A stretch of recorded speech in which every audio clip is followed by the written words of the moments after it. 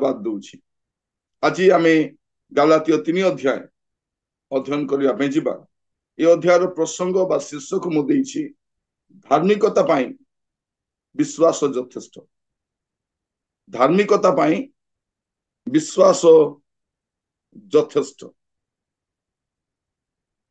आपण जदि धार्मिक होगापाई चाहती, उद्धार पाइबापाई चाहती, से जेकोसी व्यक्ति हूँ ना कहीं विश्वास ही यथेष्ट। और विश्वास प्लस आउ किसी दरकार नहीं। अध्याय साधु पौलुस गोटे कथा कहते 5टी जुक्ति रखुंट गोटे विषय कहवाई जे धार्मिक गणित होगापाई विश्वास ही यथेष्ट। से 5टी कोणरू 5टी दृष्टिकोण गोटे विषय कहवाई चाहती से किए हूँ ना कहीं से परित्राण पाइबापाई ताकू विश्वास दरकार। विश्वास ही साहाय्य कर। तेणु आम जी हमको विश्वास कह जाए उद्धार पाई विश्वास द्वारा। से किए भी हूँ ना कहीं से केते बड़ लोक हूँ, सम्रांत लोक हूँ, कौ जातिर हूँ और अन्य किसी मेरिट आमर नहीं, आम विश्वास कलु परित्राण पाई। तो विश्वास द्वारा आम धार्मिक गणित से देखा। आम जदि देखो प्रथम 5 पद गालातीय 3 पर्व तार प्रथम 5 पद। हे निर्बोध गालातीय माने किए तुम मानकु मोहित कला? तुम मानक चक्षु सम्मुखरे तो क्रूसरे हत जीशु ख्रीष्टଙ୍କ चित्र अंकित होइथिला।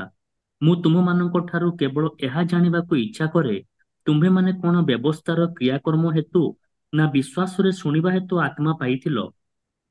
तुम्भे माने कोन एपरि निर्बोध आत्मा रे आरंभ करी तुम्भे माने कि एबे शरीर रे सिद्ध हेबाकु जाउअछ? तुम्भे माने कि व्यर्थ रे एते क्लेश भोग करियोछ ताहा कोन प्रकृत रे वृथा? अतएव जे तुम मानकु आत्मा दान करंती आउ तुम मानक मध्य शक्तिर कार्य साधन करंती से कि व्यवस्थार क्रियाक्रम हेतु ताहा करंती ना विश्वास रे सुनिबा हेतु करंती? बस प्रथम विषय गालातीय मन आरंभ कर माने धार्मिक बा परित्राण पाइबापाई उद्धार पाइबापाई आत्मिक दान पाइबापाई विश्वास यथेष्ट। आ बेसी किसी दरकार नहीं। से कहते हे निर्बोध गालातीय माने किए तुमको मोहित कला? तुम्हें कहार शिक्षार पड़गल?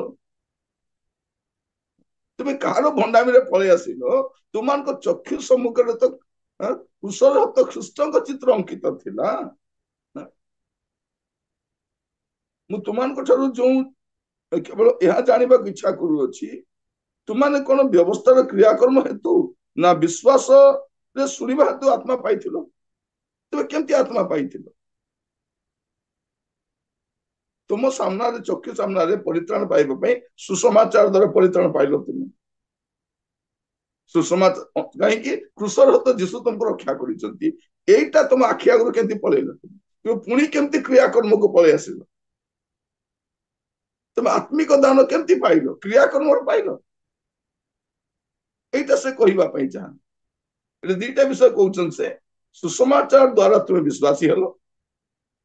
विश्वास विमुख हुई एवं अन्य सुसमाचार को केमती आकर्षित हो से कृष्ण नथिबा सुसमाचार माने तुम्हें आत्मा आरंभ कर शरीर सिद्ध होगा जाऊँ। से कहते 5 पदरे अतएव तुमको आत्मा दान करती तुमको मध्य शक्तिर कार्य साधन करती से कि व्यवस्थार क्रियाकर्म हेतु ताहा करती ना विश्वास शुणा हेतु ताहा करती। तो प्रथम कथा गालातीय मन ठार आरंभ कर तुमको परित्राण पाइबापाई उद्धार पाइबापाई धार्मिक गणित होगापाई कौन दरकार? विश्वास दरकार। तुम विश्वास द्वारा क्रियाकर्म द्वारा नुहे, व्यवस्था पालन द्वारा नुहे। एटा प्रथम आरंभ कर से अब्राहम को कहवाई चाहते अब्राहम केमती उद्धार पाइले, अब्राहम को वंश केमती उद्धार पाइले सेटा आप देखिए 6 ରୁ 9 पढ़ंतु। जेपरि अब्राहम ईश्वर को विश्वास कले आउ तांको पक्षरे ताहा धार्मिकता बोली गणित हैला। अतएव जो माने विश्वासी से माने अब्राहम कर संतान आउ ईश्वर विजाति मानकु विश्वास हेतु धार्मिक गणना करिवे। यह धर्मशास्त्र पूर्वरु देखि ଅବ୍ରାହମଙ୍କ ନିକଟରେ ସୁସମାଚାର ପ୍ରଚାର କରି କହିଲା, ତୁମ୍ଭ ଦେଇ ସମସ୍ତ ଜାତି ଆଶୀର୍ବାଦ ପ୍ରାପ୍ତ ହେବେ। ଏଣୁ ଯେଉଁମାନେ ବିଶ୍ୱାସୀ ସେମାନେ ବିଶ୍ୱାସୀ ଅବ୍ରାହମଙ୍କ ସହିତ ଆଶୀର୍ବାଦ ପ୍ରାପ୍ତ ହୁଅନ୍ତି। ତାପରେ ଆପଣ 15 ରୁ 18 ମଧ୍ୟ ପଢି ଦିଅନ୍ତୁ। 15 ରୁ 18। ଏ ଭାଇମାନେ, ମୁଁ ମନୁଷ୍ୟ ଭାବରେ କହୁଅଛି, ଇଚ୍ଛାପତ୍ର ମନୁଷ୍ୟ ଦ୍ୱାରା କରାଗଲେ ସୁଦ୍ଧା ଯେତେବେଳେ ତାହା ସ୍ଥିରୀକୃତ ହୁଏ, ସେତେବେଳେ କେହି ତାହା ଅନ୍ୟଥା କରିପାରେ ନାହିଁ ବା ସେଥିରେ କିଛି ଯୋଗ କରିପାରେ ନାହିଁ। ଅବ୍ରାହମ ଓ ତାହାଙ୍କ ସନ୍ତାନ ପ୍ରତି ପ୍ରତିଜ୍ଞା ସମୂହ ଉକ୍ତ ହୋଇଥିଲା। ଅନେକଙ୍କୁ ଲକ୍ଷ୍ୟ କରି ସନ୍ତାନମାନଙ୍କୁ ବୋଲି କୁହାଯାଏ ନାହିଁ, କିନ୍ତୁ ଜଣଙ୍କୁ ଅର୍ଥାତ୍ ଖ୍ରୀଷ୍ଟଙ୍କୁ ଲକ୍ଷ୍ୟ କରି ତୁମ୍ଭର ସନ୍ତାନକୁ ବୋଲି କୁହାଯାଏ। ମୋର ଭାବ ଏହି, ଯେଉଁ ନିୟମ ଈଶ୍ୱରଙ୍କ କର୍ତ୍ତୃକ ପୂର୍ବରୁ ସ୍ଥିରୀକୃତ ହୋଇଥିଲା, 430 ବର୍ଷ ପରେ ଦତ୍ତ ବ୍ୟବସ୍ଥା ତାହା ବ୍ୟର୍ଥ କରେ ନାହିଁ, ଯେପରି ତଦ୍ୱାରା ପ୍ରତିଜ୍ଞା ନିଷ୍ଫଳ କରାଯାଏ। କାରଣ ଅଧିକାର ଯଦି ବ୍ୟବସ୍ଥା ମୂଳକ ହୁଏ, ତେବେ ତାହା ଆଉ ପ୍ରତିଜ୍ଞା ମୂଳକ ନୁହେଁ, କିନ୍ତୁ ଈଶ୍ୱର ପ୍ରତିଜ୍ଞା ଦ୍ୱାରା ଅବ୍ରାହମକୁ ତାହା ଦାନ କରିଅଛନ୍ତି। ଓକେ, ଏଠି ଦେଖ ଏତେ ସୁନ୍ଦର ଭାବରେ ଏବେ ସେ ଅବ୍ରାହମଙ୍କ ଠାରୁ ପ୍ରଥମରେ ଗାଲାତୀୟ ମାନଙ୍କୁ କହିଲେ, ତୁମେ କେମିତି ପରିତ୍ରାଣ ପାଇଲ? ତୁମେ ଉଦ୍ଧାର ପାଇଛ ବିଶ୍ୱାସ ଦ୍ୱାରା। ଅବ୍ରାହମ କେମିତି ଉଦ୍ଧାର ପାଇଲେ? ଅବ୍ରାହମଙ୍କ ବିଷୟରେ ଲେଖା ଅଛି। କେତେ ସୁନ୍ଦର ଦେଖନ୍ତୁ, ବହୁତ ସରଳ ଭାବରେ ଅଧ୍ୟାୟରେ ସେ ବ୍ୟାଖ୍ୟା କରିବା ପାଇଁ ଚାହୁଁଛନ୍ତି। 6 ପଦରେ ଯେପରି ଅବ୍ରାହମ ଈଶ୍ୱରଙ୍କୁ ବିଶ୍ୱାସ କଲେ ଆଉ ତାଙ୍କ ପକ୍ଷରେ ତା ଧାର୍ମିକତା ବୋଲି ଅବ୍ରାହମ ମଧ୍ୟ ବିଶ୍ୱାସ ଦ୍ୱାରା ଏକା ଧାର୍ମିକ ହେଲେ। ସେ କୌଣସି କ୍ରିୟାକର୍ମ କରିନାହାନ୍ତି, ପ୍ରଭୁଙ୍କ ଉପରେ ବିଶ୍ୱାସ କଲେ। ଲେଖାଯାଉଛି, ଆଉ ଯେଉଁମାନେ ବିଶ୍ୱାସୀ ସେମାନେ ଅବ୍ରାହମଙ୍କ ସନ୍ତାନ। କାରଣ ଅବ୍ରାହମ ମଧ୍ୟ ବିଶ୍ୱାସ କଲେ, ତୁମେ ବି ବିଶ୍ୱାସ କରୁଛ। ତ ସେ ବିଶ୍ୱାସର ଆଦି ହେଇଥିବାରୁ, ଆରମ୍ଭରେ ପ୍ରଭୁଙ୍କୁ ବିଶ୍ୱାସ କରୁଥିବାରୁ ସେ ତୁମମାନଙ୍କ କଣ ଅଟନ୍ତି? ପିତା ଅଟନ୍ତି। 8 ପଦ, ଆଉ ଈଶ୍ୱର ବିଜାତି ମାନଙ୍କୁ ବିଶ୍ୱାସ ସହିତ ଧାର୍ମିକ ଗଣନା କରିବେ। ମାନେ ସ୍ୱଜାତି ହୁଅନ୍ତୁ, ଜିହୁଦୀ ହୁଅନ୍ତୁ ବା ଅଣଜିହୁଦୀ ହୁଅନ୍ତୁ, ଏମାନେ କେମିତି ଉଦ୍ଧାର ପାଇବେ? ବିଶ୍ୱାସ ଦ୍ୱାରା ହିଁ ଉଦ୍ଧାର ପାଇବେ। ବିଶ୍ୱାସ ଦ୍ୱାରା ହିଁ ଧାର୍ମିକ ଗଣିତ ହେବେ। ଏଇ ଦିନ ମାନଙ୍କର ମଣ୍ଡଳୀରେ ଆଉ ଖ୍ରୀଷ୍ଟିଆନ ସମ୍ପ୍ରଦାୟ ଦେଖିବେ, ସେମାନେ ବହୁତ ଧାର୍ମିକ ହେଇଯାଉଛନ୍ତି, ସତେ ଯେମିତିକି ବିଶ୍ୱାସ ଦ୍ୱାରା ନୁହେଁ ଆଉ କଣ ଦ୍ୱାରା ପାଇଗଲେ ବୋଲି। ସେମାନଙ୍କ ଗତିବିଧିକୁ ଦେଖିଲେ ଯେ ଆମେ ସମାନ ବିଶ୍ୱାସର ଉଦ୍ଧାର ପାଇଲୁ, ସମାନ ଅନୁଗ୍ରହର ଉଦ୍ଧାର ପାଇଲୁ, ଏଇଟା ଆପଣ ସେମାନଙ୍କ ଜୀବନରୁ ଦେଖିପାରିବେ। ସେମାନଙ୍କ ଜୀବନରେ ଆଉ ଗୁଡିଏ ବିଷୟ ଦେଖିବେ। ସେମାନେ ଭାବୁଛନ୍ତି କଣ ନା ଆମେ ଟିକେ ସୁପର ସ୍ପିରିଚୁଆଲ, ଆମେ ଅମୁକ ଅମୁକ ମେରିଟ ଦ୍ୱାରା ପରିତ୍ରାଣ ପାଇଛୁ। କିଛି ମେରିଟ ନାହିଁ, ଗୋଟେ ମେରିଟ, ଆମେ ପାପୀ। ଆମ ସମସ୍ତଙ୍କର ସମାନ ମେରିଟ ଥିଲା, ସେଟା ହଉଛି ଆମେ ପାପୀ ଅଛୁ। এটা নির্বোধ গালাতীয়, ଏ ଗାଲାତୀୟ ମାନେ ଶୁଣ, ତମର ଆଖି ଆଗରେ ଯୋଉ କୃଷ ଥିଲା, ସେ କୃଷ ଦ୍ୱାରା ତମେ ପରିତ୍ରାଣ ପାଇଛ, ସୁସମାଚାର ଦ୍ୱାରା ପରିତ୍ରାଣ ପାଇଛ, କ୍ରିୟାକର୍ମରୁ ଧାର୍ମିକ ହେଇନ। ଏଠି ଅବ୍ରାହମଙ୍କ ବିଷୟ କହୁଛନ୍ତି, ଅବ୍ରାହମ ମଧ୍ୟ ଈଶ୍ୱରଙ୍କୁ ବିଶ୍ୱାସ କଲେ, ଧାର୍ମିକ ହେଲେ। ତାପରେ ଲେଖା ଯାଉଛି, ଆଉ ଈଶ୍ୱର ବିଜାତି ମାନଙ୍କୁ ବିଶ୍ୱାସ ହେତୁ ଧାର୍ମିକ ଗଣନା କରିବେ। ଏହା ଧର୍ମଶାସ୍ତ୍ର ପୂର୍ବରେ ଦେଖ ଅବ୍ରାହମଙ୍କ ନିକଟରେ ସୁସମାଚାର ପ୍ରଚାର କରି କହିଲା, ତୁମ୍ଭ ଦେଇ ସମସ୍ତ ଜାତି ଆଶୀର୍ବାଦ ପ୍ରାପ୍ତ ହେବେ। ତୁମେ ଯେମିତି ବିଶ୍ୱାସରେ ଉଦ୍ଧାର ପାଇଲ, ସେମାନେ ବି ବିଶ୍ୱାସରେ ଉଦ୍ଧାର ପାଇବେ। ତୁମେ ଯେମିତି ବିଶ୍ୱାସରେ ଧାର୍ମିକ ହେଲ, ସେମାନେ ବି ବିଶ୍ୱାସରେ ହିଁ ଧାର୍ମିକ ହେବେ। ତୁମ ଦେଇ, এইটা ସେ ସ୍ପଷ୍ଟ କରନ୍ତି। ଆଉ ପ୍ରଭୁ କଣ କରିଥିଲେ? ଯେ ପ୍ରତିଜ୍ଞା କରିଥିଲେ, ଆଉ 430 ବର୍ଷ ପରେ ବ୍ୟବସ୍ଥା ଦତ୍ତ ହେଲା। ବ୍ୟବସ୍ଥା ସିନା 430 ବର୍ଷ ପରେ ଦତ୍ତ ହେଲା। ଯଦି ଆପଣ ଦେଖିବେ ଆଙ୍କର ପିଢିକୁ ଦେଖି ଦେଖି ଆସିବେ, ଅବ୍ରାହମ କେବେ ଆସିଲେ? 75 ବର୍ଷରେ। ତାଙ୍କ ପୁଅ କେବେ ହେଲା? 100 ବର୍ଷରେ, ମାନେ ସେଠୁ 25 ବର୍ଷ। ତାପରେ ଇସାକ 60 ବର୍ଷ, ତାପରେ ଜାକୁବ 130 ବର୍ଷ। ଏସବୁ ମିଶାଇ ମିଶାଇ ଆଣିଲେ ଆପଣ ଦେଖିବେ 600 କେତେ ବର୍ଷ ହେଇଗଲାଣି। ମାନେ 625 ନା 65 ବର୍ଷ ହେଇଯାଉଛି। ଏତିକି ବର୍ଷ ପରେ ବ୍ୟବସ୍ଥା ଦତ୍ତ ହେଉଛି। ମୁଁ କହିବା ପାଇଁ ଚାହେଁ ଯେ ଅବ୍ରାହମ ମଧ୍ୟ କଣ? ଅବ୍ରାହମ କେମିତି ଉଦ୍ଧାର ପାଇଲେ? ବିଶ୍ୱାସ ଦ୍ୱାରା। ଆମେ କେମିତି ପରିତ୍ରାଣ ପାଇବୁ? ବିଶ୍ୱାସ ଦ୍ୱାରା। ଉଭୟ ଜିହୁଦୀ ହୁଅନ୍ତୁ ବା ବିଜାତି ହୁଅନ୍ତୁ, ବିଶ୍ୱାସ ଦ୍ୱାରା ହିଁ ଧାର୍ମିକ ଗଣିତ ହେବେ। ଆଉ ଉଦ୍ଧାର କିଏ ଦିଅନ୍ତି? ଖ୍ରୀଷ୍ଟ। କାରଣ ଖ୍ରୀଷ୍ଟ କିଏ? ସେ ଅବ୍ରାହମଙ୍କ ବଂଶରୁ ଆସିଲେ। ସେ ଅବ୍ରାହମକୁ ମଧ୍ୟ ସେଥିପାଇଁ ଲେଖା ଅଛି ଅବ୍ରାହମ ତାହାଙ୍କର ଦିନ ଦେଖି ଖୁସି ହେଲେ। ତ ସେ ପ୍ରତିଜ୍ଞାତ ବ୍ୟକ୍ତି ସେ ସମସ୍ତଙ୍କ ପାଇଁ ପରିତ୍ରାଣ କାରଣ ଅଟନ୍ତି। ତାପରେ ଆପଣ ଦେଖିବେ 3 ପର୍ବ 10-12। କାରଣ ଯେତେ ଲୋକ ବ୍ୟବସ୍ଥାର କ୍ରିୟାକର୍ମ କରନ୍ତି ସେମାନେ ଶାପଗ୍ରସ୍ତ। ଯେଣୁ ଲେଖା ଅଛି, ଯେ କେହି ବ୍ୟବସ୍ଥା ପୁସ୍ତକରେ ଲିଖିତ ସମସ୍ତ କଥା ପାଳନ କରିବା ପାଇଁ ସେଥିରେ ନିତ୍ୟ ପ୍ରବୃତ୍ତ ନ ହୁଏ ସେ ଶାପଗ୍ରସ୍ତ।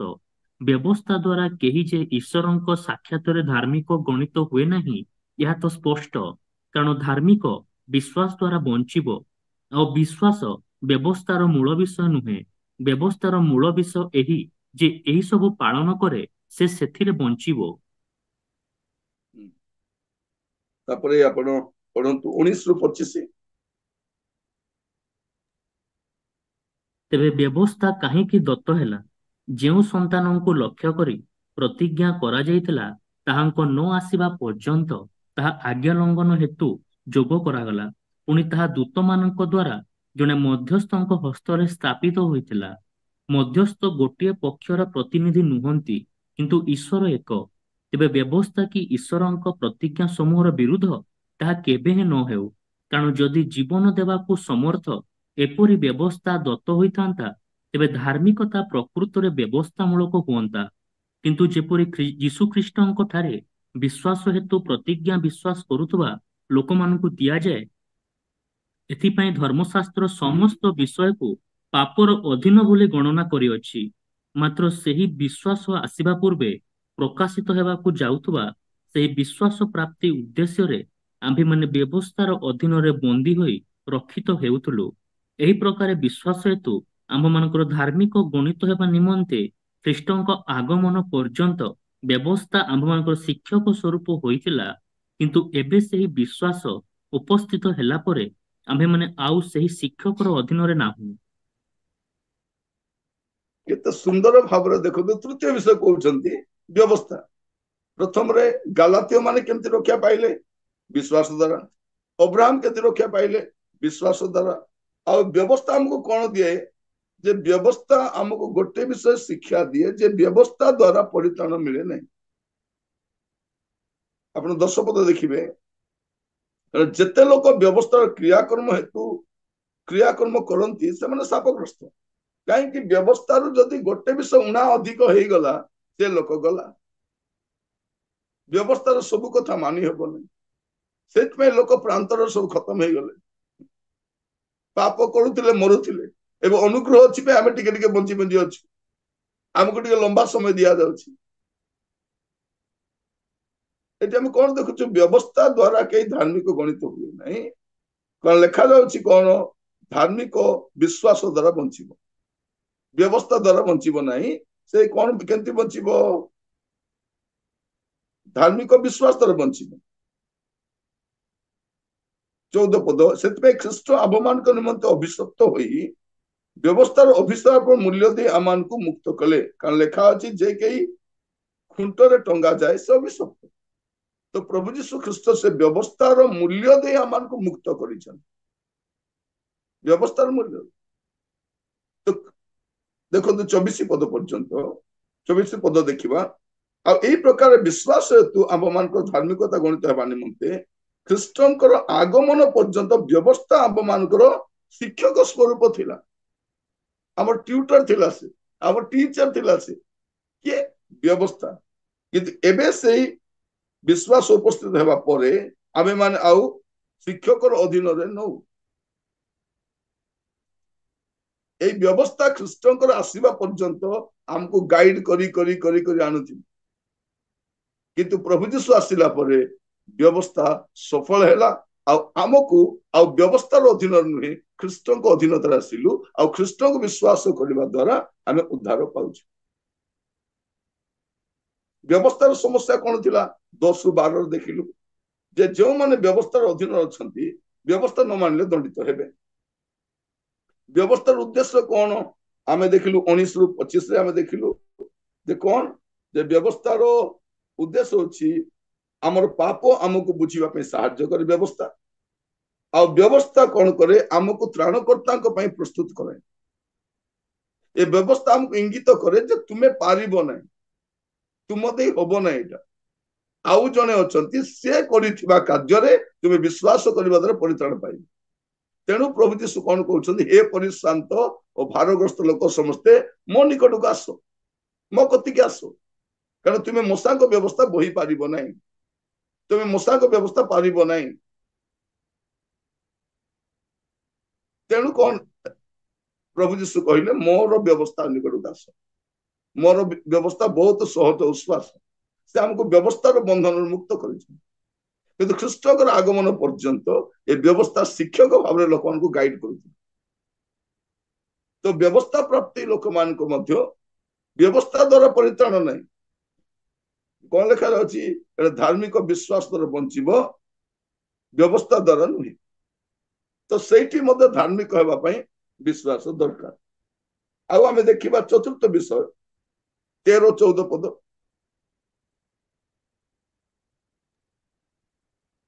ଯୀଶୁଖ୍ରୀଷ୍ଟଙ୍କ ହେତୁ ଅବ୍ରାହମଙ୍କର ଆଶୀର୍ବାଦ ଯେପରି ବିଜାତିମାନଙ୍କ ପ୍ରତି ବର୍ତ୍ତେ, ପୁଣି ଆମ୍ଭେମାନେ ଯେପରି ବିଶ୍ୱାସ ହେତୁ ପ୍ରତିଜ୍ଞାତ ଆତ୍ମା ପ୍ରାପ୍ତ ହେଉ, ଏଥିପାଇଁ ଖ୍ରୀଷ୍ଟ ଆମ୍ଭମାନଙ୍କ ନିମନ୍ତେ ଅଭିଶପ୍ତ ହୋଇ ବ୍ୟବସ୍ଥାର ଅଭିଶାପରୁ ଆମ୍ଭମାନଙ୍କୁ ମୂଲ୍ୟ ଦେଇ ମୁକ୍ତ କଲେ। କାରଣ ଲେଖା ଅଛି, ଯେ କେହି ଖୁଣ୍ଟରେ ଟଙ୍ଗାଯାଏ ସେ ଅଭିଶପ୍ତ। ଏବେ ଦେଖନ୍ତୁ ଖ୍ରୀଷ୍ଟ ପ୍ରଥମେ ଦେଖିଲୁ ଗାଲାତୀୟ ମାନଙ୍କ ନିକଟରେ ପ୍ରକାଶିତ ହେଲା ଯେ ସୁସମାଚାର ଦ୍ୱାରା ତୁମେ ପରିତ୍ରାଣ ପାଇଲ, ବିଶ୍ୱାସ ଦ୍ୱାରା ପରିତ୍ରାଣ ପାଇଲ। ଅବ୍ରାହମ ବିଶ୍ୱାସ ଦ୍ୱାରା, ବ୍ୟବସ୍ଥା ଆମକୁ ବିଶ୍ୱାସ ଆଡକୁ କଢାଇ ନିଏ। ଖ୍ରୀଷ୍ଟ କାହିଁକି ଆସିଲେ? ଖ୍ରୀଷ୍ଟଙ୍କର ଆସିବାର ଉଦ୍ଦେଶ୍ୟ ଲେଖାରେ ଅଛି 13 ପଦରେ, ଯୀଶୁ ଖ୍ରୀଷ୍ଟଙ୍କ ହେତୁ ଅବ୍ରାହମଙ୍କର ଆଶୀର୍ବାଦ ଯେପରି ବିଜାତି ମାନଙ୍କ ପ୍ରତି ବର୍ତ୍ତେ, ଆଉ ଆମ୍ଭେମାନେ ଯେପରି ବିଶ୍ୱାସ ହେତୁ ପ୍ରତିଜ୍ଞାତ ଆତ୍ମା ପ୍ରାପ୍ତ ହଉ। ପ୍ରଭୁ ଯୀଶୁ ଆସିବା ଦ୍ୱାରା ମଧ୍ୟ ଆମେ ଜାଣିଲୁ ଯେ ବିଶ୍ୱାସ ଦ୍ୱାରା ହିଁ ଆମେ କଣ କରୁ, ପ୍ରତିଜ୍ଞାତ ଆତ୍ମା ପ୍ରାପ୍ତ ହଉ। କାହିଁକି? ଯେ ପ୍ରଭୁ ଯୀଶୁ ଖ୍ରୀଷ୍ଟ କ୍ରୁଶରେ ଟଙ୍ଗା ଯାଇ ବ୍ୟବସ୍ଥାର ମୂଲ୍ୟ ଦେଇ ଆମକୁ ମୁକ୍ତ କରିଛନ୍ତି। ସେ ଆମ ପାଇଁ ଲଗା ହେଲେ, ସେ ଆମ ପାଇଁ ଟଙ୍ଗା ଗଲେ। ଯୀଶୁ ଆସିଲା ପରେ ମଧ୍ୟ ବ୍ୟବସ୍ଥା ଉପରେ ନୁହେଁ, ଆମେ କାହା ଉପରେ ନିର୍ଭର କରୁଛୁ? ଖ୍ରୀଷ୍ଟଙ୍କ ଉପରେ ନିର୍ଭର କରି ଆମେ ରକ୍ଷା ପ୍ରାପ୍ତ ହଉଛୁ। ଆଉ ଆମେ କାହା ଉପରେ ନୁହଁ, ଖ୍ରୀଷ୍ଟଙ୍କ ଉପରେ। ତ ପ୍ରିୟ ଭାଇ ଭଉଣୀ ମାନେ, ଆମେ ଦେଖୁଛୁ ଏଇଠି ପ୍ରଥମ ବିଷୟ ଦେଖିଲୁ, ଗାଲାତୀୟ ମାନଙ୍କୁ କୁହାଯାଉଛି ବିଶ୍ୱାସ ହେତୁ ତୁମେ ଧାର୍ମିକ ହେଲ। ଅବ୍ରାହମ ବିଶ୍ୱାସ ହେତୁ, ବ୍ୟବସ୍ଥା ଲୋକ ମଧ୍ୟ ବିଶ୍ୱାସ ହେତୁ। ଆଉ ମନୁଷ୍ୟ ପୁତ୍ର ଆସିଲା ପରେ ସେ କଣ କଲେ? ସେ ପାପର ଅଭିଶାପରୁ ଆମକୁ ଉଦ୍ଧାର କଲେ। ସେ କିପରି ଉଦ୍ଧାର କଲେ? ସେ ନିଜେ ଟଙ୍ଗା ଗଲେ। ସେ କାହିଁକି କଲେ? ଅବ୍ରାହମକୁ ଦେଇଥିବା ପ୍ରତିଜ୍ଞା ପୁରା କରିବା ପାଇଁ। କଣ କରିବା ପାଇଁ? ଅବ୍ରାହମକୁ ପ୍ରତିଜ୍ଞା ଦିଆଯାଇଥିଲା ଯେ କଣ, ତୁମ ଦେଇ ପୃଥିବୀର ସବୁ ବଂଶ, ତ ଅବ୍ରାହମ ତ ପରିତ୍ରାଣ କରିପାରିବେ ନାହିଁ। ତ ଅବ୍ରାହମଙ୍କ ବଂଶରେ ପ୍ରଭୁ ଯୀଶୁ ଖ୍ରୀଷ୍ଟ ଆସି ସେ କଣ କରିବେ? ଦେଖନ୍ତୁ କେତେ ସୁନ୍ଦର ଭାବରେ ଗାଲାତୀୟ ମାନଙ୍କୁ ବୁଝାଉଛନ୍ତି, ତୁମେ ମୋହିତ ହେବାର ଆବଶ୍ୟକ ନାହିଁ, ତୁମେ ଭ୍ରମିତ ହେବାର ଆବଶ୍ୟକ ନାହିଁ। ଖ୍ରୀଷ୍ଟ ହିଁ ଶ୍ରେଷ୍ଠ, ଖ୍ରୀଷ୍ଟ ହିଁ ଦରକାର, ବିଶ୍ୱାସ ହିଁ ଦରକାର। Only Christ, only faith, only scripture, only holy spirit, ଆଉ କିଛି ଏକ୍ସଟ୍ରା ଦରକାର ନାହିଁ ଆମକୁ। କେବଳ ଅନୁଗ୍ରହ ଆଉ ବଳକା ଦରକାର। ଏବେ ଆମେ ଦେଖିବା ସେ ଗାଲାତୀୟ 3:26-29। କାରଣ ତୁମ୍ଭେମାନେ ସମସ୍ତେ ଯୀଶୁଖ୍ରୀଷ୍ଟଙ୍କ ଠାରେ ବିଶ୍ୱାସ ଦ୍ୱାରା ଈଶ୍ୱରଙ୍କର ସନ୍ତାନ ହୋଇଅଛ। ଯେଣୁ ତୁମ୍ଭେମାନେ ଯେତେ ଲୋକ ଖ୍ରୀଷ୍ଟଙ୍କ ଉଦ୍ଦେଶ୍ୟରେ ବାପ୍ତିଜିତ ହୋଇଅଛ, ତୁମ୍ଭେମାନେ ସମସ୍ତେ ଖ୍ରୀଷ୍ଟଙ୍କୁ ପରିଧାନ କରିଅଛ। ଯିହୁଦୀ କି ଗ୍ରୀକ, ଦାସ କି ସ୍ୱାଧୀନ, ପୁରୁଷ କି ସ୍ତ୍ରୀ, ତୁମମାନଙ୍କ ମଧ୍ୟରେ କିଛିର ହିଁ ପ୍ରଭେଦ ନାହିଁ, କାରଣ ଖ୍ରୀଷ୍ଟ ଯୀଶୁଙ୍କ ଠାରେ ତୁମ୍ଭେମାନେ ଏକ। ଆଉ ଯଦି ତୁମ୍ଭେମାନେ ଖ୍ରୀଷ୍ଟଙ୍କର, ତେବେ ତୁମ୍ଭେମାନେ ତ ଅବ୍ରାହମଙ୍କ ବଂଶ, ପ୍ରତିଜ୍ଞା ଅନୁସାରେ ଉତ୍ତରାଧିକାରୀ। ଏଠି ଆମେ ଦେଖୁଛୁ ପବିତ୍ର ଆତ୍ମା ଏବେ କଣ କାର୍ଯ୍ୟ କରନ୍ତି। ଆମେ 26-29 ଦେଖୁଛୁ କେତେ ସୁନ୍ଦର ଭାବରେ ଦେଖନ୍ତୁ। କାରଣ ତୁମେମାନେ ସମସ୍ତେ ଯୀଶୁ ଖ୍ରୀଷ୍ଟଙ୍କ ଦ୍ୱାରା ବିଶ୍ୱାସ ହେତୁ ଈଶ୍ୱରଙ୍କ ସନ୍ତାନ ହୋଇଅଛ। केमती संतान हेलु से गालाती हुअन्तु अब्राहम हुअन्तु व्यवस्था लोक हुअन्तु ख्रीष्ट आमान को सिखाती सेटा और पवित्र आत्मा एठी आमान को से कथा सिखाती सतेज पद जेणु तुमे माने जेते लोक ख्रीष्ट उद्देश्य बाप्तित हो जेते लोक तुमाने समस्ते ख्रीष्ट को परिधान करू जेते लोक आमे जदि याकू आउ टिके सरल भाव बुझिबा पे चेष्टा करिबा आदम हवा केमती रक्षा प्राप्त हेले सेमान को रक्षा प्राप्त हेबा पे गोटे चर्मर वस्त्र पिंधाई दियागला से ख्रीष्ट को परिधान कले और रक्त बुहागला आउ तांको गोटे वस्त्र दियागला सेमाने मध्य रक्त द्वारा ही रक्षा प्राप्त हेले अब्राहम को कौन कहागला अब्राहम तुमर पुओ को बलि देवा दरकार नहीं किए दरकार हेबे मेसो अछंती भविष्य ख्रीष्ट बलिकृत हेले से उद्धार पाइबा पे मध्य ख्रीष्ट दरकार आउ देखिबे से राहाब बेश्या केमती रक्षा प्राप्त होचंती ताकू कहा जाउछि सिंदूर बनर डोरी झुलेबो ता रक्तर निदर्शन से सेमती रक्षा प्राप्त हेले नामान कुष्टी केमती रक्षा प्राप्त हेले नामान कुष्टी को कहा गला तुमे कौन करिवो 7 थर जल रे स्नान करिवो ता माने कौन जे भविष्य आगामी जते लोक मध्य यीशु ख्रीष्टଙ୍କ द्वारा ही परिष्कृत हेबे ए समस्त विषय आद्यरु आपण देखिबे जेते जण बाप्तिस्म होइछन समस्ते कौन करछंती ख्रीष्ट को परिधान करछंती से जिहुदी हो बा ग्रीक हो स्वाधीन हो बा पुरुष हो बा स्त्री हो किछि प्रभेद नाही कारण हम ख्रीष्ट को ग्रहण करछु आमान को मध्य रे ख्रीष्ट यीशु गोटे तुम एक 29 पद आउ जदि तुम्हें माने ख्रीष्टन करो तेरे तुम्हें मैं तो अब्राहम कर वंश प्रतिज्ञा अनुसार उत्तराधिकारी माने समस्ते उत्तराधिकारी अटु केमिति अब्राहम को जो प्रतिज्ञा करा जाइथिला से प्रतिज्ञात विषय अनुसार अब्राहम को दे पृथ्वीर सब वंश आशीर्वाद प्राप्त हेबे अब्राहम मध्य व्यवस्था द्वारा धार्मिक गणित होई नथिले विश्वास द्वारा धार्मिक होई विश्वास द्वारा आ ख्रीष्टकर आगमन पर्यंत व्यवस्था आमर शिक्षक थे लोक को गाइड कर आसुथे व्यवस्था को अमान्य कले कौन होता लोक मैंने मरुले ख्रीष्ट आमान को व्यवस्था मुक्त कले आ से कौन कर ख्रीष्टकर अधीन आम आसीचु आ जने बाप्तिस्ट होइछु ख्रीष्ट को परिधान करिछु ख्रीष्ट को परिधान करिछु माने हम उत्तराधिकारी तो समस्ते आमे धार्मिकता पाई विश्वास ही दरकार से किए हूँ गलातीय माने हुंतु अब्राहम हुंतु एवं परवर्ती जेकोसी लोक हुंतु मनुष्य पुत्र द्वारा ता संभव अटे आ पवित्र आत्मा एक कथा आमान को बुझाई दियो पवित्र आत्मा बुझाई दियंत आमान प्रभु को नाम रो गौरव हो प्रभु को नाम स्तुति हो आसंत आमाने प्रार्थना करिया अनुग्रह